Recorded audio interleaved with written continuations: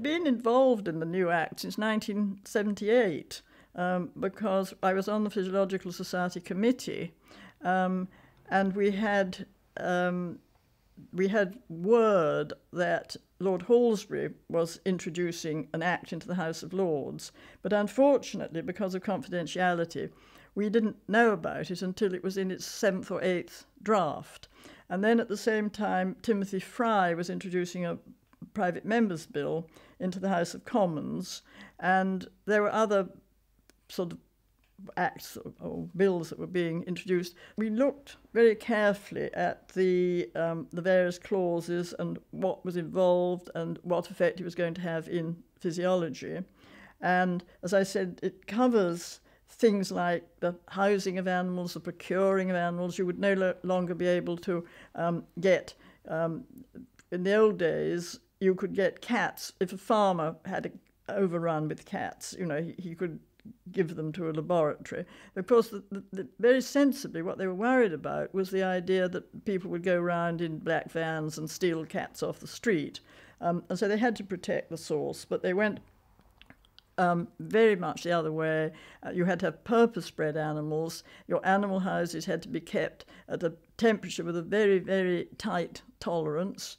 And there were all sorts of things that were laid down. Now, one of the things which the Society fought very strongly for was the question of acute experiments. Now, these are experiments which are done solely, entirely under anaesthetic. As far as the animal is concerned, he gets an injection, and that's the last thing it knows. But because they were seen to be very invasive, you know, you might open them up and you might remove this and you might do that.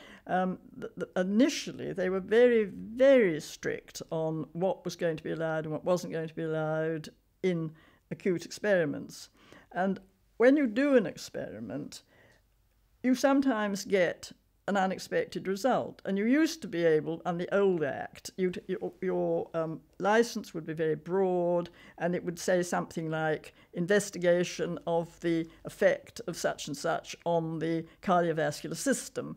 And so while you were doing the experiment, you think, oh, that's useful, interesting, I'll look into that more clearly, I'll do this, I'll do that, and do the other.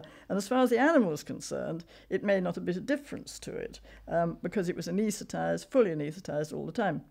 But under the new Act, they wanted absolutely every step to be written down before you ever did it and to have it licensed. And so if it said that you could insert 3 cannulae into this blood vessel, that blood vessel, and the other, and in the middle of your experiment you decided it would be useful to have a 4th one, theoretically, and what they were saying was you couldn't do it because you hadn't asked for permission. And so we worked very hard on getting the conditions for acute experiments to be made less sort of restrictive than was originally visualized. And I mean, as far as the humanity of experiments is concerned, it's just as humane whether you inject, 4 drugs or 2 drugs. And that was where we were also much helped by people like Richard Adrian.